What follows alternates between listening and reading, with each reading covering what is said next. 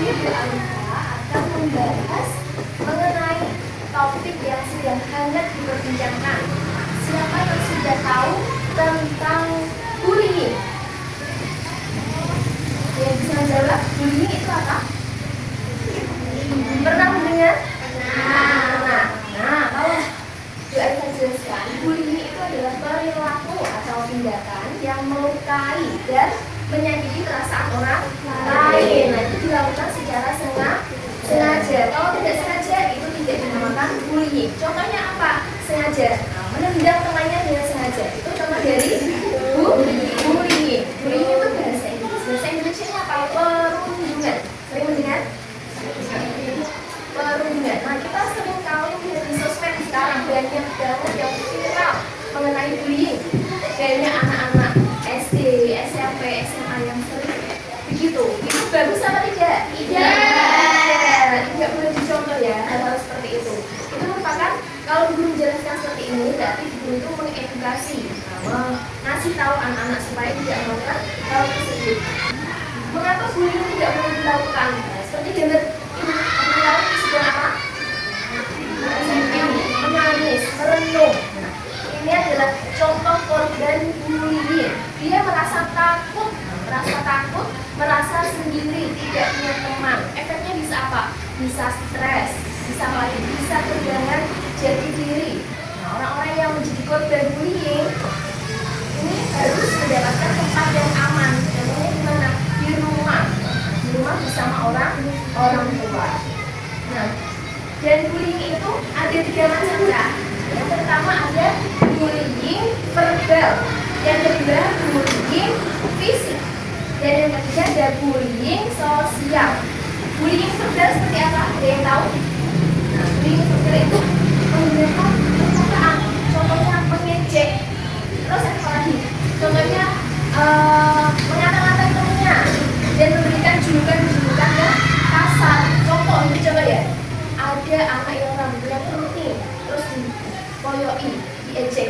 Ini rambutnya keriting. Nah, itu contoh bullying verbal. Apa? Bullying verbal. Nah, tidak menggunakan tangan, tidak menggunakan badan, tapi menggunakan mulutnya ini. Nah, itu namanya bullying verbal. Ini gambaran apa?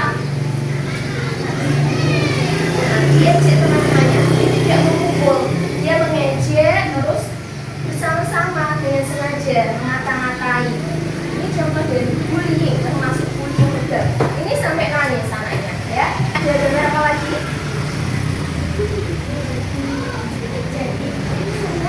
Dikatai fisiknya, misal dia dikatai apa ya? Kayak paus, gitu. Ini rasa sedih tidak?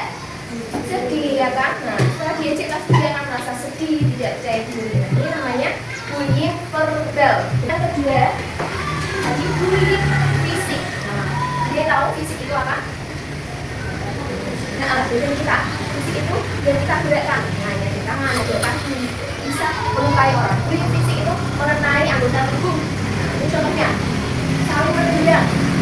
Nah, memukul. Bagus tidak? Tidak. Boleh dicontoh tidak? Tidak. Ini adalah bullying fisik. Efeknya bisa memar, terus anaknya cedera, ada yang sampai bisa dibawa ke rumah sakit karena bullying fisik. Oke, terus yang ketiga, nah ini sering kali kita lihat, bullying sosial. Bullying sosial itu seperti tidak mengajak teman bermain, terus menghindari teman itu, akhirnya dia merasa dikucilkan, merasa sendiri. Nah, seperti ini.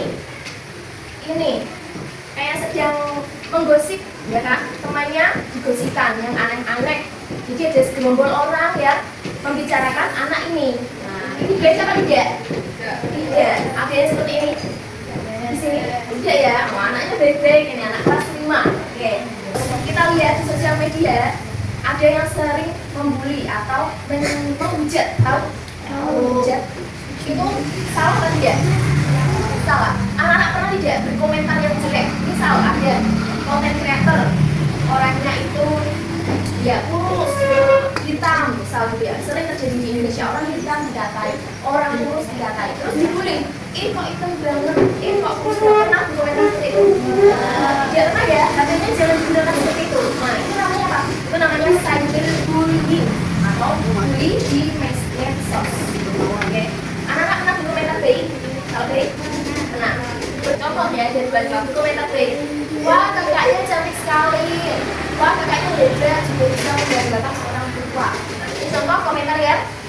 Baik, boleh dilakukan. Nah, ketika ada komentar yang buruk, kita tidak lakukan. Oke, setuju? Setuju. Ketika anak menghadapi ini, misalkan anak-anak menjadi korban atau melihat orang yang sedang dibully, yang dilakukan apa anak-anak? Yang pertama, berani mengucapkan stop.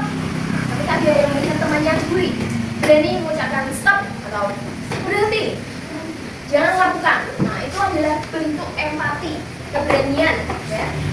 Itu seperti hero, pahlawan dari kepada temannya, harus menolong. Yang kedua harus apa? Ada yang tahu ketika melihat orang lain?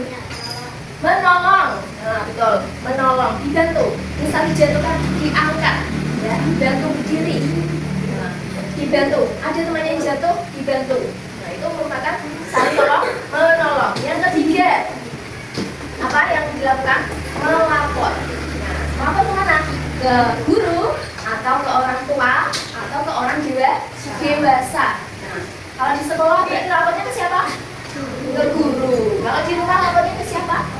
Orang tua. Nah, kalau di luar misal, nah lapornya ke orang yang lebih dewasa. Harus berani, jangan takut melapor. Melapor itu bukan berarti madulan. Sebenarnya ada yang juga madulan. Gak apa-apa melapor. Nah, itu bentuk peduli dengan orang sekitar. Sampai sini anak-anak paham? Kira-kira Bu Alika ngomong seperti ini masuk tidak? Berarti anak-anak ini tidak boleh melakukan apa tadi? Bullying atau berundang. Mari kita katakan stop bullying untuk perilaku yang menyimpang. Jadi kita sama-sama ya. Bilang stop bullying. Buat akan satu. 1, 2, 3. Stop bullying. Pakai tangannya juga ini. 1, 2, 3. Stop bullying. Sekian dari Bu Alifa. Semoga dengan materi anti bullying kali ini anak-anak dapat menerapkan di kehidupan sehari-hari. Tidak boleh berkomentar jahat, harus berkomentar baik. Lakukan hal positif yang akan membuat perkembangan anak semakin baik. Oke, siap? Siap. Sekian dari Bu Alifa hari ini. Lebih dan kurangnya mohon maaf. Assalamualaikum warahmatullahi wabarakatuh.